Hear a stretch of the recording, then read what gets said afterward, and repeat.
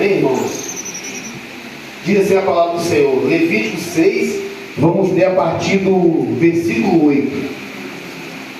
O Senhor disse a Moisés: dê este mandamento a Arão e a seus filhos, a regulamentação acerca do holocausto. Ele terá que ficar queimado até de manhã sobre as brasas do altar, onde o fogo terá que ser mantido aceso. O sacerdote vestirá suas roupas de linhos e os calções de linhos por baixo. Retirará as cinzas do holocausto que o fogo consumiu no altar e as colocará do lado do altar. Depois trocará sua roupa e levará as cinzas para fora do acampamento, a um lugar cerimonialmente puro. Mantenha-se aceso o fogo no altar, não deve ser apagado. Toda manhã o sacerdote acrescentará lenha e arrumará o holocausto sobre o altar e queimará sobre ele a gordura das ofertas de comunhão. Mantenha-se o fogo continuamente aceso no altar. O fogo não deve ser apagado. Amém, queridos? Até aí. Os irmãos devem sentar. Sabe, irmãos, antes de entrar na palavra, vou ser bastante rápido, mas tem uns agradecimentos a fazer. Quinta-feira tivemos um culto aqui, abençoado por Deus. As pessoas, pelo menos que conversaram comigo, elogiaram bastante o culto, toda a liturgia do culto, toda a palavra. E tivemos um culto abençoado, a qual nós aqui fomos separados, para trabalhar na casa de Deus. Porém, queridos, nós não alcançamos nada sozinhos. Eu gostaria nesse momento de primeiramente agradecer a Deus, porque só Ele sabe o quão pecador e miserável eu sou.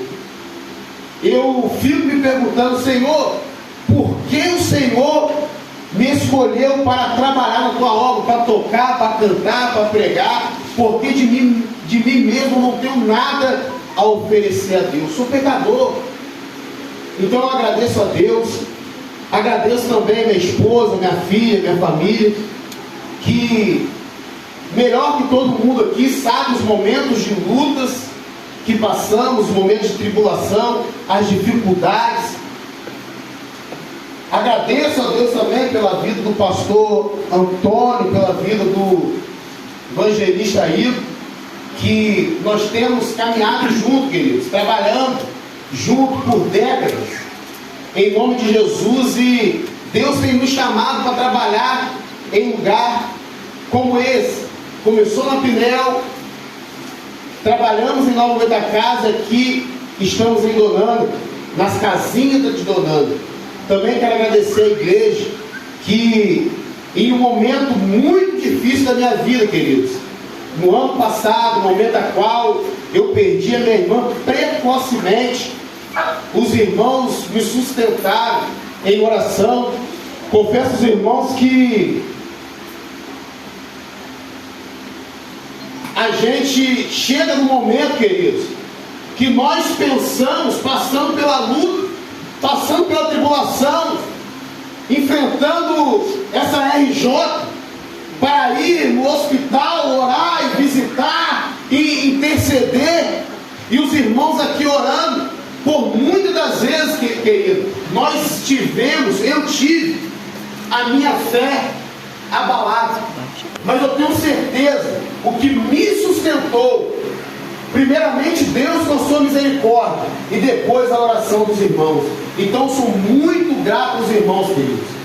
Também não posso deixar de lembrar da vida do nosso querido pastor Ronaldo e da sua esposa, missionária Zeni, que confiou em nós, querido, para começar essa obra aqui, porque em pessoas jovens para começar uma obra, para começar algo da parte de Deus. Também não posso deixar de esquecer, queridos, da onde nós saímos, aonde eu sou grato por muitas coisas, a qual o período que eu passei na Presbiteriana, através da vida do pastor Rogério e da pastora Adriana, que se não fosse eles também, eu não estaria aqui. Então sou grato aos irmãos, sou grato à igreja, sou grato a esses que mencionei aqui, por ter me ajudado, por ter confiado e sustentado através da oração. Amém, queridos?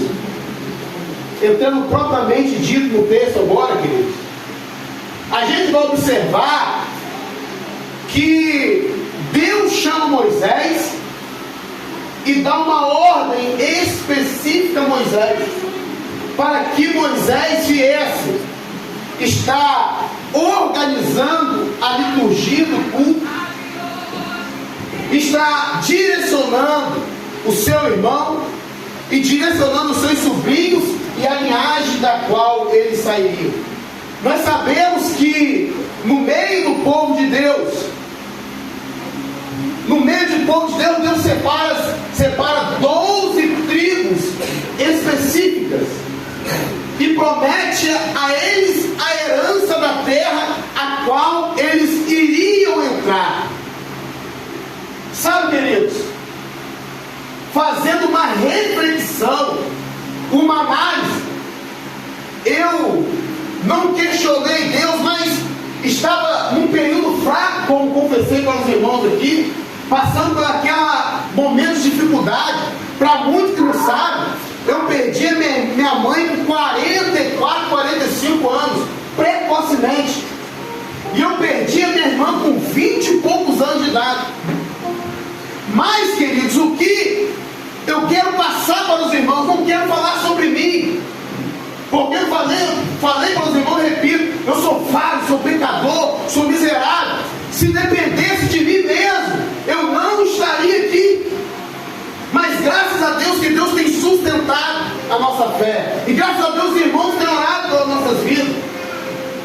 E a análise que eu faço, queridos, é que no momento de dificuldade, no momento de luta, no momento de tribulação, a pergunta que nós devemos olhar no espelho e fazer para nós mesmos é: Senhor, para onde eu irei, Deus?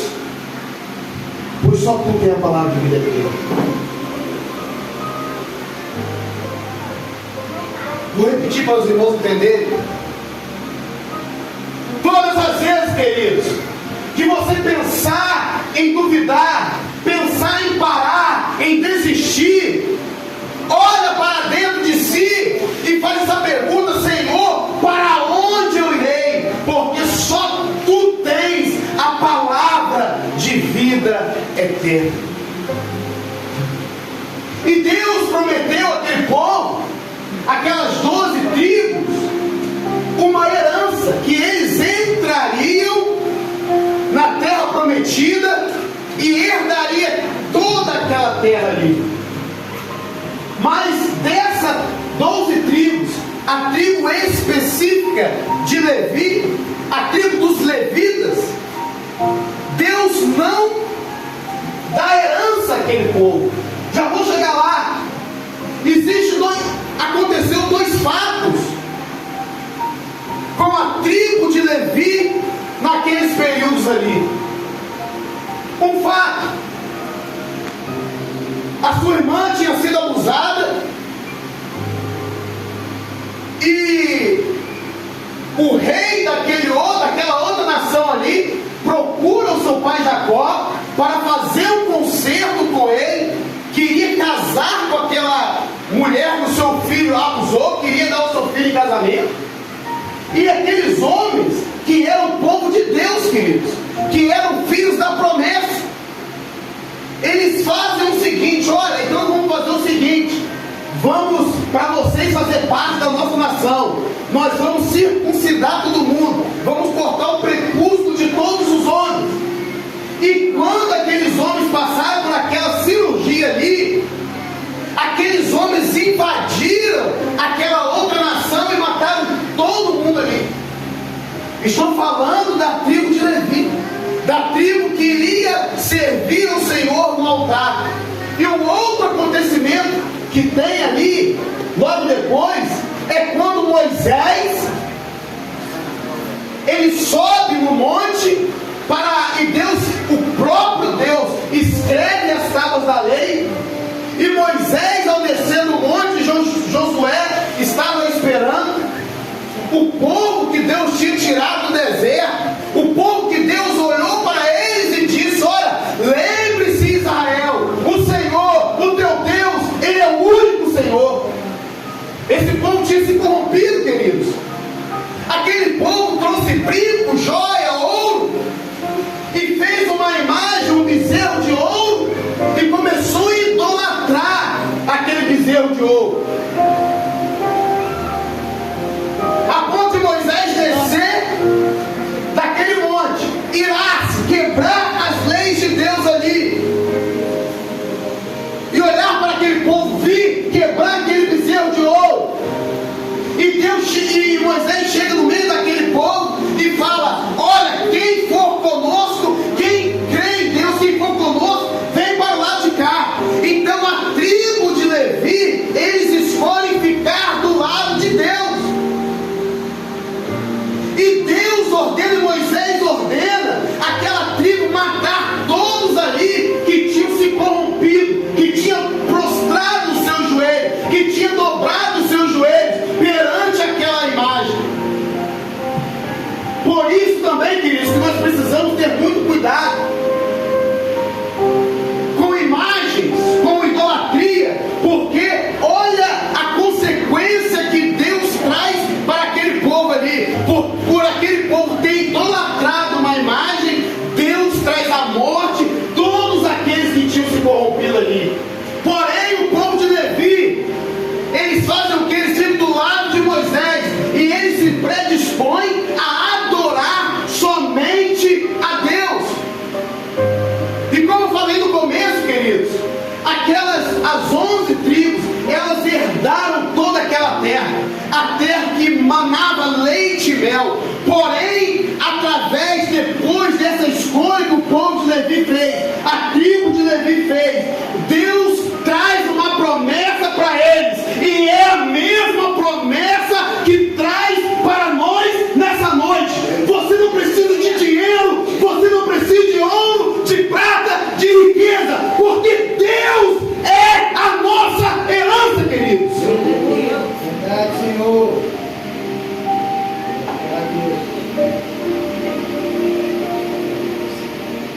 As outras tribos encheram os olhos. Quantas terras nós vamos herdar?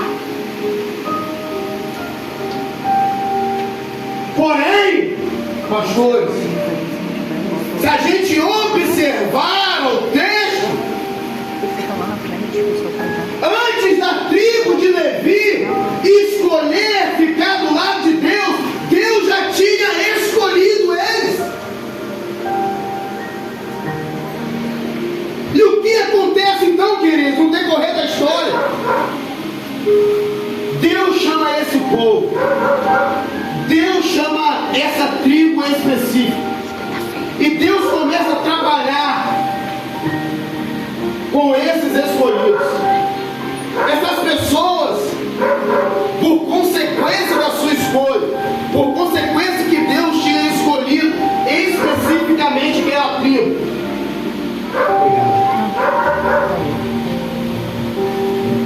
aquele povo agora, aquela tribo específica, é responsável pela adoração no templo.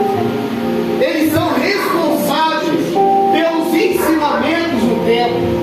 Eles são responsáveis pelos sacrifícios no templo. O que nós aplicamos para nossos dias hoje, queridos?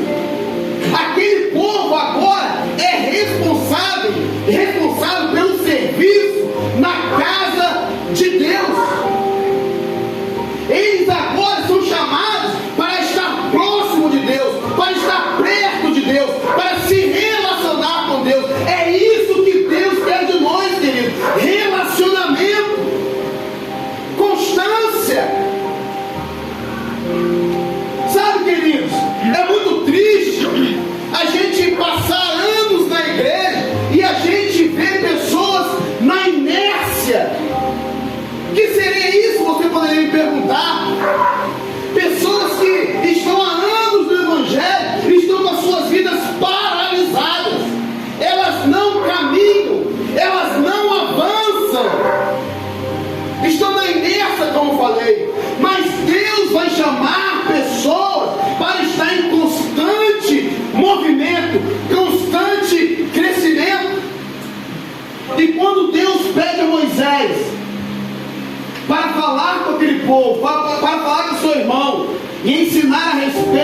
oferta. É interessante no último versículo que a Bíblia vai dizer que a chama arderá continuamente. O que nós aprendemos com isso, queridos? Qual era a função do sacerdote ali?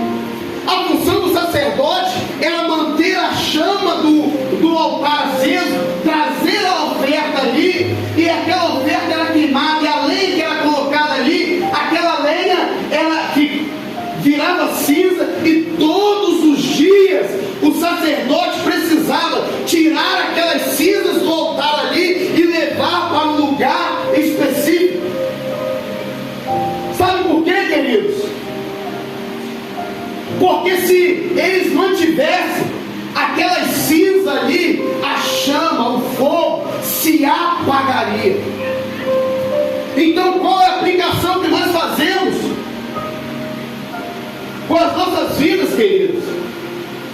Todas as vezes que eu acordo de manhã e não agradeço a Deus pelo dia, todas as vezes que eu passo o dia todo mexendo no meu aparelho de telefone e não leio nem um versículo sequer, todas as vezes que eu passo o dia todo sem falar do amor de Deus, todas as vezes que eu passo por alguém e não faço bem, eu estou entulhando cinzas no meu altar, e a consequência de eu entulhar cinza ali é a chama se apagar, querido. As cinzas representam o pecado.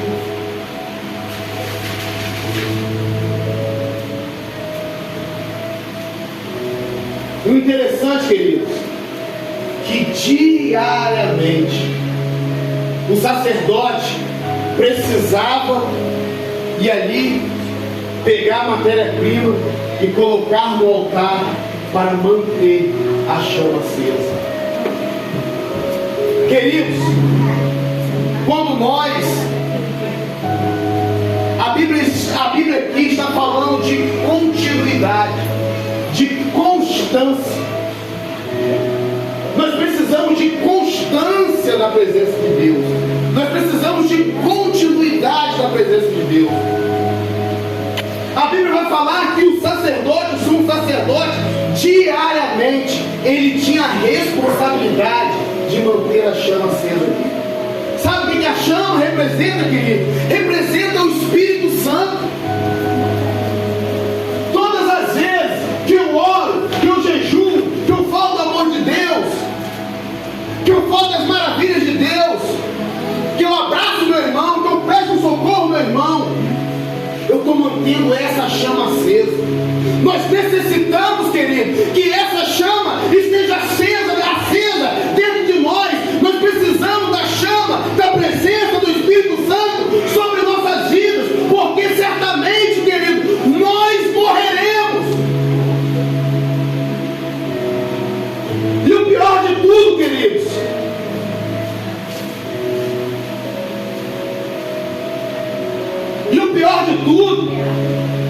não são aquelas pessoas que nós passamos na rua, vemos bebendo, se drogando, se prostituindo, traficando, e nós olhamos, nós já sabemos que aquelas pessoas estão mortas espiritualmente, mas as piores condições são aqueles que estão mortos, principalmente dentro da casa de Deus, queridos. Pessoas que eu falei que entra ano, sai ano e não tem um relacionamento com Deus.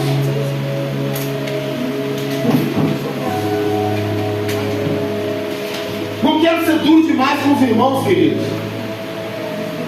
Quando falo isso, quando menciono isso, não quero dizer para os irmãos, longe de mim dizer que eu sou uma pessoa perfeita, longe de mim dizer que eu sou o melhor orador, que leio 3, 4 capítulos por dia, que eu faço tudo com excelência, longe de mim. Mas por que eu trago essa mensagem, queridos? Porque nós precisamos estar na casa de Deus, não meramente na casa de Deus. Eu vou para a casa de Deus porque a minha esposa vai para a igreja, porque o meu esposo vai para a igreja, porque eu sou esposa de pastor. Eu não vou para a igreja eu vou na casa de Deus. Nós precisamos, querido, sair das nossas casas com a certeza que nós sairemos da nossa casa e ao chegarmos aqui, nós encontraremos vida, nós encontraremos chama, nós encontraremos o próprio Espírito Santo que nos convence do pecado, da justiça e do juízo, queridos. Por muitas das vezes, irmã Valuz,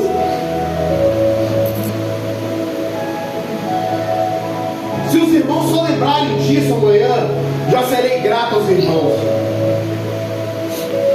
Por muitas das vezes, eu já vi pastores chamar pessoas à frente, impor a mão sobre a vida delas e ministrar o Espírito Santo sobre a vida delas, para que aquelas pessoas venham ser cheias do Espírito Santo.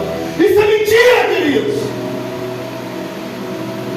O que vai fazer eu e você sermos pessoas cheias do Espírito Santo é o quanto nós nos dedicamos a Ele, o quanto nós oramos, o quanto nós jejuamos, o quanto nós lemos, o quanto nós fazemos o bem ao próximo, o quanto nós pregamos o Evangelho, queridos. Porque é muito fácil para mim levar uma vida completamente errada, humilhar a minha esposa em casa, espancar minha filha e chegar aqui, ajoelhar aqui e pedir: pastor, ministre o Espírito Santo sobre a minha vida, me faça ser cheio, me faça ser cheio. Não, queridos, o que vai fazer cada um de nós sermos cheios do Espírito Santo é a nossa vida diária e constante na presença dele. Amém, queridos? Fica essa palavra em nome de Jesus.